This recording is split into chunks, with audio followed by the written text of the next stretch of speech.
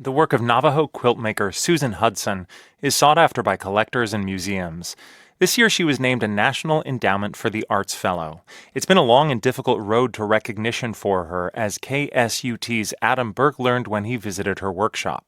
Before they became tools of artistic liberation, needle and thread were sources of pain and suffering for Susan Hudson and her family, stretching back to her mother's enrollment at an Indian boarding school in the 1940s. She didn't learn to sew in the boarding schools. It was beaten into her.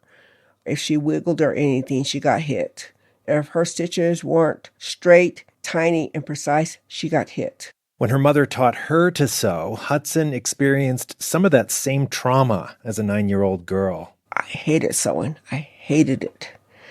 When I was in my 20s, I finally talked to her. I asked her why.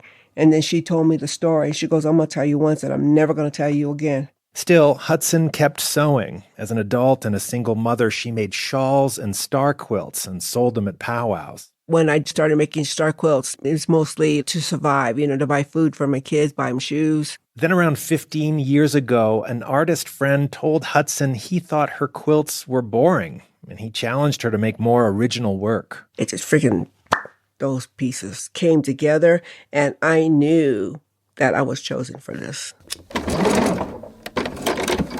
She started to put family stories on her quilts, as well as visions from her most vivid dreams. I got gadgets all over the place, stuff I couldn't afford when I was younger. These days, Hudson enjoys sewing. Her studio near Ignacio, Colorado, is a lively mess of colorful fabrics and half-finished projects.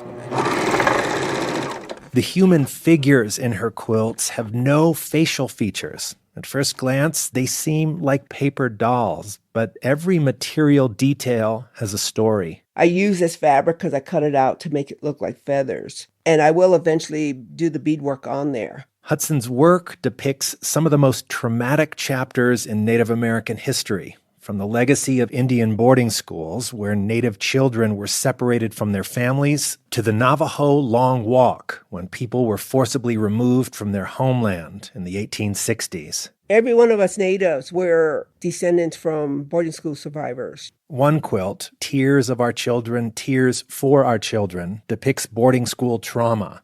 In one frame, a row of children are dressed in colorful, traditional regalia. In another, their hair is cut and they're wearing drab institutional clothing. And then over here showing where the mothers are trying to get their children, and the soldiers would shoot them if they would try to get their children. But this little girl represented my mother. Emil Hermany-Horses was immediately drawn to this quilt when he first laid eyes on it. He's a curator at the National Museum of the American Indian and a member of the Oglala Lakota Nation. She was telling this story in a new medium, cotton fabric, and there's a lot of detail that she took the time to stitch into this quilt. And so I thought this would be something that would add to our permanent collection. In recognition of her contribution. In September, Hudson received an award from the National Endowment for the Arts at the Library of Congress in Washington, D.C. I should not be standing here receiving this award.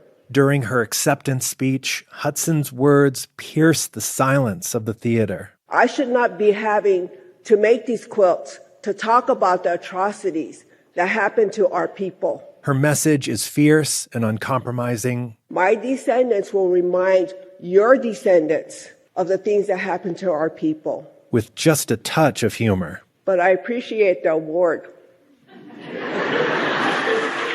Through the soft medium of quilt making, Hudson has found a way to share hard truth, stories her family members would only speak of in whispers when she was growing up. Everybody was talking about it quietly. But no, I don't care. I'm going to talk about it because that's my story. That's my history, my family tree. For NPR News, I'm Adam Burke.